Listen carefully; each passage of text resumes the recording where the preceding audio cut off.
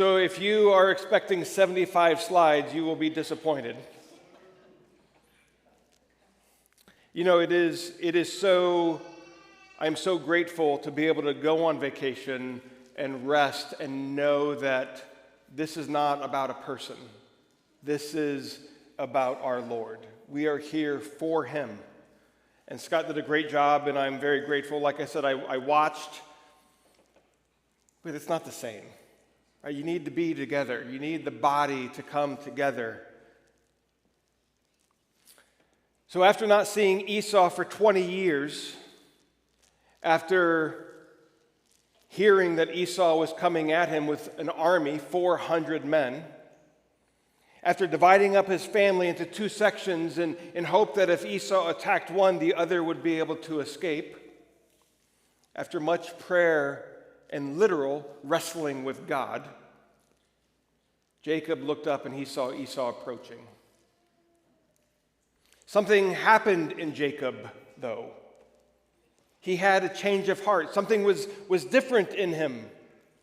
His family was no longer divided up into two sections to protect them. He lined them up to meet Esau. Bilhah and Zilpah with their children went first, then Leah and her children. Lastly was Rachel and Joseph. Perhaps Jacob did this because his favorite was in the very back and she could flee if something happened, but it doesn't seem to be that case. Sure, he put the servants first, and then Leah, and then Rachel. He put them in order of their importance in Jacob's life. But it doesn't seem to be that he was doing that to protect anybody. See, Jacob went on ahead of everybody, and he met with Esau first. This shows that Jacob had much less fear than before. Wrestling with the angel of the Lord did something to him. He was manning up. He was leading his family. While he was on his way to meet Esau, he bowed 7 times. See, bowing was a sign of respect, and it was common. It was common when you were going to meet somebody to bow before them. It was a sign of respect. But bowing 7 times was a sign of total submission. Jacob was humbling himself before Esau. See, when there's a rift between people, as we know, there was a huge rift between Esau and Jacob. Esau wanted to kill Jacob. When there's a rift between people, pay respect, be humble, and treat with loving kindness. This is what Jacob did. See, when we know the promises of God and we believe them, we will no longer live in fear of what man can do. We will trust Him. We will rest in Him. Jacob had received the promises of God and he believed. He knew that he was safe. He had seen God protect him from Laban. He wrestled with God. He spent much time praying. And as God protected him from Laban and as God protected him from God, Jacob knew that he would protect him from Esau. And yet, even in this, Jacob was not arrogant or reckless. Right? He humbled himself. Here's what Matthew Henry said. Those who have cast their care upon God may look before them with satisfaction and composure of mind, cheerfully expecting the issue, whatever it may be, come what will. Nothing can come amiss to him whose heart is fixed, trusting in God. To Jacob, it didn't matter at this point what happened. He knew who he was. He acted in faith, but also in humility and in deference to Esau.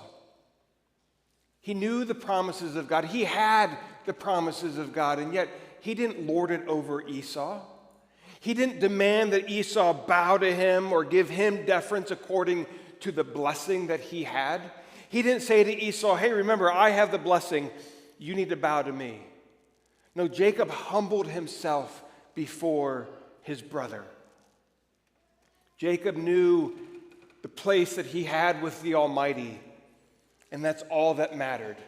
He didn't need any sort of affirmation from Esau. He didn't need Esau to confess that Jacob was the one who had the promise, that Jacob was the one who God spoke to, who God chose. He bowed to Esau. Starting in verse 4, we see 5 verbs in quick succession. So Jacob saw Esau, and he looked up and he went in front of his family. Esau looks up and he sees Jacob, and Esau ran. He ran to meet Jacob. He embraced him. He fell on his neck and he kissed his brother, and they wept together. It had been 20 years since they saw each other. And again, they didn't part in good terms. They had every reason to spend 20 years building up the tension that was there. And yet, something happened. They were brothers. There was love and there was forgiveness. Esau had indeed forgiven Jacob for deceiving Isaac. And it's no small matter that Esau's attitude changed. It's possible that Esau's wealth could have had a part in the change of heart. Remember, Esau wanted the blessing because he wanted material wealth. He now had material wealth. And so perhaps that had a hand in it. But ultimately, it was a work done by God. God changed Esau's heart. It is God who changes people's hearts. Esau's response was an answer to Jacob's prayer the day and the night before. We're not told of Esau's intention, but the fact that Esau was going to Jacob with 400 men, that the servant warned Jacob of Esau approaching him, shows it indicates to us that Esau had a different intention when he left Seir to find Jacob. But something happened. While the Bible is silent, we still see that Esau's heart had been dramatically changed as a result of God's blessing on Jacob and answering Jacob's prayers. I don't know if you're like me. Sometimes I wonder, what's the point of praying? God, you are in control. You do what you need to do. What does it matter if I pray? And yet we are told over and over again in Scripture to pray, and we are given examples, as we are given right here, of why we pray. Because sometimes God doesn't act until we ask him to. It reminds us of our total reliance upon him. And God changed Esau's heart. Esau saw all the people with Jacob, and he asked about them. Remember, Jacob had 4 wives, 11 sons, and at least 1 daughter. Now remember that Reuben, Jacob's oldest son, was no more than 13 years old. So, we see the 7 years of marriage plus the 6 years of working for Laban. That's 13 years, so Esau has to be in there. Or Reuben has to be in there. He's the oldest. It's a lot of kids. It's a lot of kids. We were on vacation and there were 16 of us, which seems like a lot. But there's a big difference now when the oldest 2 are 20 and the youngest is 9 versus when they were all under 13. That's a lot of kids, right? So Jacob's life is chaotic, I'm sure. Jacob, what's up with all these people with you? Notice that Jacob doesn't simply say, this is my family. These are my wives and my kids. Jacob says, these are the children whom God has graciously given your servant. Jacob knows the source of his blessing. This is what I have acquired. This is what I have accomplished. Instead, this is what God, these are the people whom God has graciously given your servant. And as each group, remember, Bilhah and Zilpah first with their kids, and then Leah with her kids, and then Rachel with Joseph. As each group passed, they bowed before Esau. Again, we aren't told of emotions. We don't know what they were feeling at this time, but I am certain that they were nervous for their own safety. Jacob assumed that Esau was going to attack him, and now they had to go up first and bow before Esau. But God spared them as well. So Esau met Jacob's family. Then Esau asked Jacob about the men and livestock that had already arrived. Remember, the day before, or some time before, Jacob sent a lot of animals and servants, camels and donkeys and goats and sheep. And he sent them all to Esau. And so Esau said, Jacob, what's up? What's up with all these people and animals that have already arrived? And so Jacob gave the reason in verse 8, to find favor in the sight of my Lord. Again, he is humbling himself and he's exalting Esau. Esau didn't need anything else, so he declined. It's culturally normal and almost expected to initially decline. And so Esau declined. But perhaps something else had also changed in Esau. He indeed had enough. He had much wealth. He had 400 men with him. He had a lot of stuff. But Jacob insisted. He was grateful to see Esau again and be accepted by him. See in verse 10, Jacob said, "No, please, if I have found favor in your sight, then accept my present from my hand. For I have seen your face, which is like seeing the face of God, and you have accepted me." Jacob shared with Esau because God had abundantly blessed Jacob. He wasn't hoarding it all for himself. He was being gracious, and he was being kind. Jacob had no want. He had no need. He had everything possible. Physically and spiritually, he had the blessing of God. And so Jacob gave to Esau because God gave to Jacob abundantly. And Esau finally accepted the gift. But notice what else it says in verse 10, because it seems kind of weird. Seeing the face of Esau was like seeing the face of God. What in the world is going on here? This isn't some sort of strange thing where Jacob was exalting Esau into the place of the divine. It's a play on the words Penuel. Remember, that's what Jacob named the place where he had wrestled with God. Esau, seeing you is like seeing Penuel. He had just seen the face of the Lord and lived because of God's graciousness. Now he had just seen Esau's face, and he lived because of God's graciousness. Esau could have easily destroyed Jacob, but he didn't.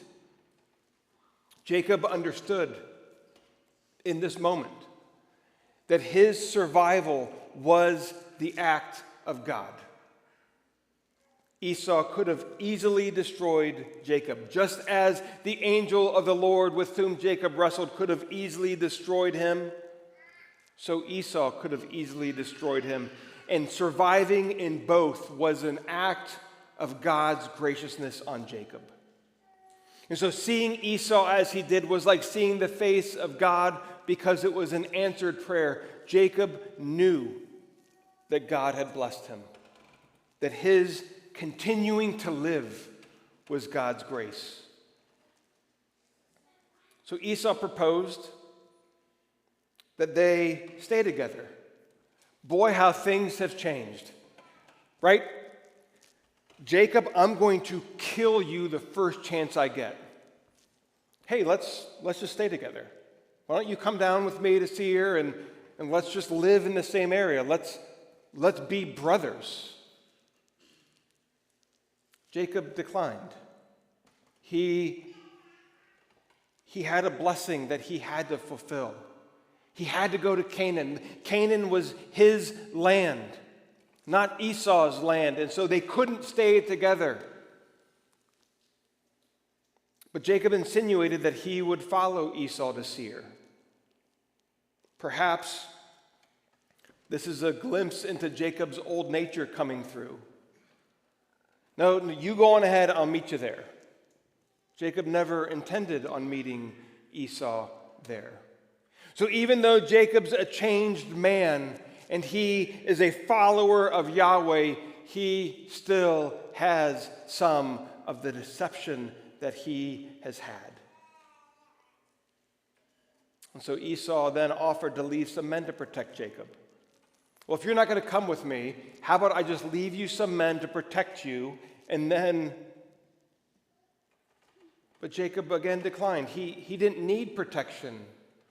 I mean, imagine what Jacob would have been communicating to Esau if Jacob would have said, yeah, leave me some men to protect me. It would have been putting his trust and his faith into Esau and Esau's men and not in God. God had already promised Jacob that he would be safe, that he would go to Canaan. And so Jacob needed to communicate to Esau that he didn't need any help. And this isn't selfishness, this isn't pride, this isn't Jacob saying, no, I got this. This is Jacob saying, God has protected me and will protect me. Yahweh is faithful. He is trustworthy. And so we see the parting of the brothers. Esau returned to Seir, and his time in Genesis is just about complete. He's done, except for when Isaac dies, he makes a quick appearance. But Jacob journeyed to Succoth, and he intended to stay a while, which may seem just fine, like a neutral thing. But he built a house, and he built pens for the livestock. We aren't told how long Jacob was in Succoth, but it seems as though he stayed a while. And this was in disobedience to the Lord. See, Succoth was not in Canaan. Succoth is on the eastern side of the Jordan River. And so Jacob settled there, and he didn't cross the Jordan into the promised land. He was supposed to return to Canaan, the western side of the Jordan, but he didn't go. In spite of all that God had done for Jacob, he did not immediately enter into the promised land. After Succoth, he went to Shechem. Again, we're not told how long he was in Succoth, but eventually he went to Shechem, which is in the promised land. He had finally come back. And yet, he didn't return to Bethel, where the Lord had appeared to him. Jacob made a stop. He made another stop. He bought land in Shechem. This is the only land that Jacob ever owned in Canaan. Shechem would have an important place in Israel's history. This is where Joseph's bones would be buried. This is where Joshua had his final communication with the Israelites was here. This was an important place. And yet, Jacob was not supposed to settle here. Shechem wasn't necessarily the name of the town, it was the name of the leader. Remember, Shechem is a title. He went to Shechem's town. He went to the town of where Shechem was. Probably the well that we see in John 4, where Jesus communicates to the Samaritan woman, is the well that Jacob would have dug here in Shechem. It's the same area. And she talked about how it was Jacob's well that he dug, and so there's a connection. This place has deep, rich history. And so Jacob built an altar and named it El Elohi Israel, God, the God of Israel. This is the first time that Jacob refers to himself in his new name. Remember the promise that Jacob made God at Bethel. Yahweh would be his God if God brought him back to Canaan safely. Yahweh was his God. Jacob was a fully converted man.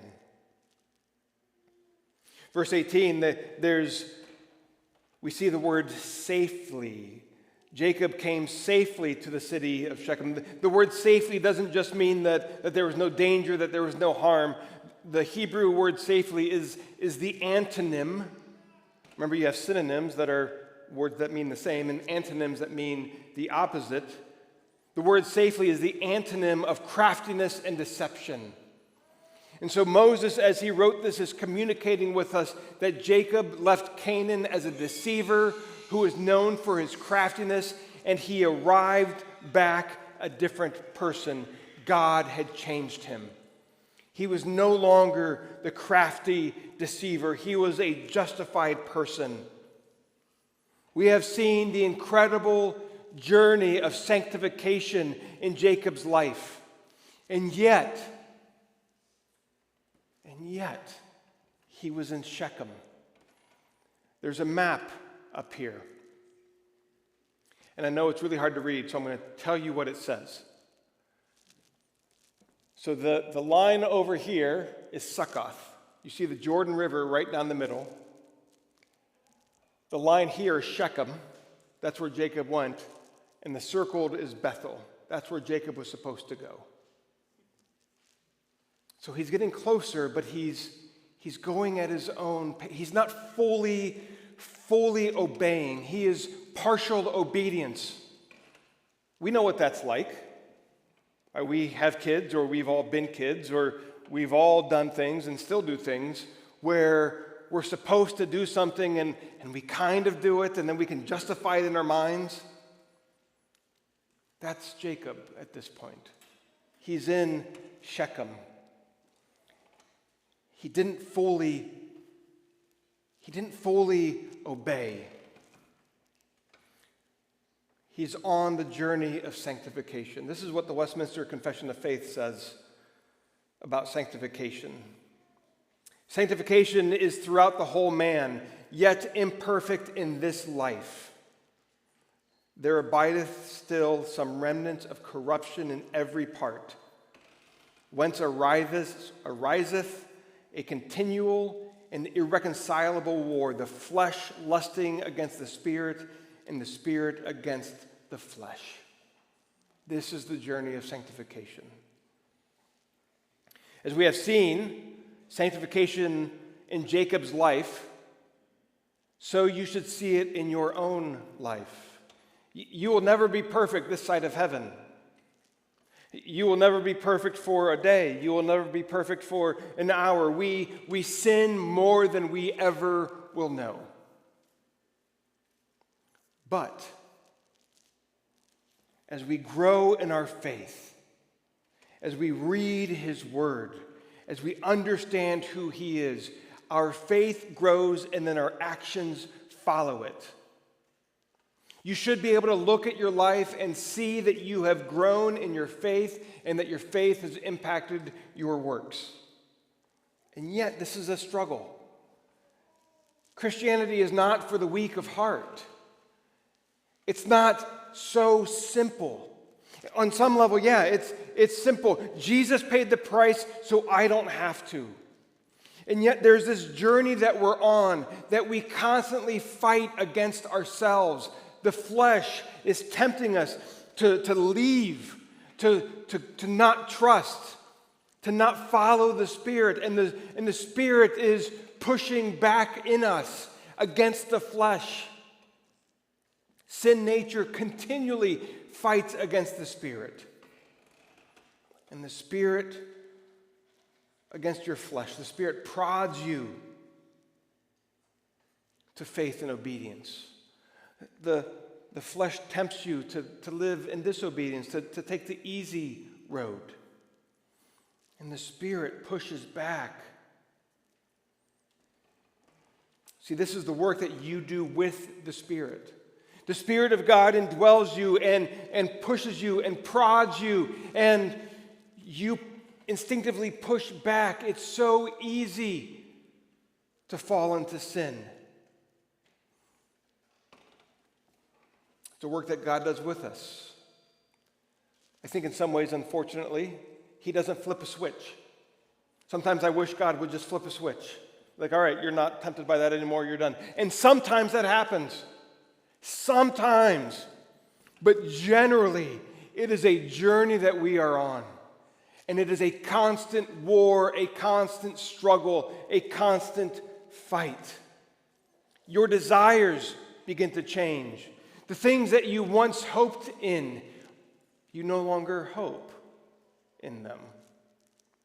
2 Corinthians 7:1 says, "Since we have these promises, beloved, let us cleanse ourselves from every defilement of body and spirit, bringing to completion the fear of God." Live out who you are. Live out the faith. It's so easy to do what is easy. It's a very profound statement. To give in to the temptations and desires that we have. But this is not the way of the Christian. We are sanctified by growing in the faith.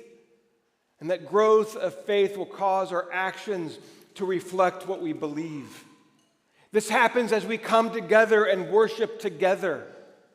This happens through the reading of His Word. Hebrews 4:12 says, "For the Word of God is living and active, sharper than any two-edged sword, piercing to the division of soul and spirit, of joints and marrow, and discerning the thoughts and intentions of the heart." When you read the Bible, it reveals to you things about your life that you need to change. This is why it's so hard to read the Bible. Do you sit down and read a book, and you're going through and you look and you're like, well, I just read 40 pages. And then you try to read 40 pages of the Bible? It seems to be impossible to do. It's so much harder to read. Why? Because it's doing things in us. It's causing our spirit to change, to want something else. It's convicting us. It's so heavy when we read it. Because of what it's doing. It's cutting us. It's separating our flesh from our spirit. That's how we grow in faith. The Bible confronts you. It convicts you. And yet it reassures you of your position as a child of God. So it does the hard things. It does the painful things. And yet even in the midst of that, it reassures us of who we are. This is sanctification. This is the journey that we are all on. Sanctification happens through obedience. It happens through difficult situations when we are forced to rely on Him. I know there are times in all of our lives where we look back and we wish in some level that those things never happened, and then we pause and we think, but if that didn't happen, then I wouldn't know who God is in this way. Things that we wouldn't wish on our enemies, we are grateful for because of what they've done to us. They teach us to rely. They teach us to rest. They teach us that God is worthy, even in the most difficult circumstances. Jacob is on this journey of sanctification. And he, like all of us, still isn't perfect. And he is now. But in this part in Genesis, he wasn't. This is all of our journey. Have you sinned? And you thought, how could I still do this? How can I still fall in this way? Why is this still tempting? Why is this so hard? You're in good company. Look around. We're all there. We're all in it together. You are not alone. That's why Psalm 103 is probably my favorite passage in the entire Bible. He remembers our frame, and he knows that we are dust. And yet he has separated our sin from us as far as the east is from the west. That is who God is. And as we know that, as we understand that, the journey of sanctification is happening. And we are being changed. This is a journey that we are all on together. This is the journey of faith. This is what it means to be a Christian. He convicts you and he strengthens you. You will never be tempted beyond what you are able, because God is always with you, and he will provide a way of escape so that you will be able to endure it. The struggle is so much temptation comes from inside. That's what James says. We sin because we want. We sin because it comes from what's in here. And as we read the Bible, as we understand who God is, the desires that are in here begin to change, and they tempt us less and less because they are crucified with Christ. He changes us. He convicts us. He strengthens us. He gives you all the strength and the power that you need, but he also gives you grace. What an amazing God we serve, who is worthy of all that we have and all that we are. He is worthy to be followed. He is worthy to be obeyed, and he is worthy to be praised.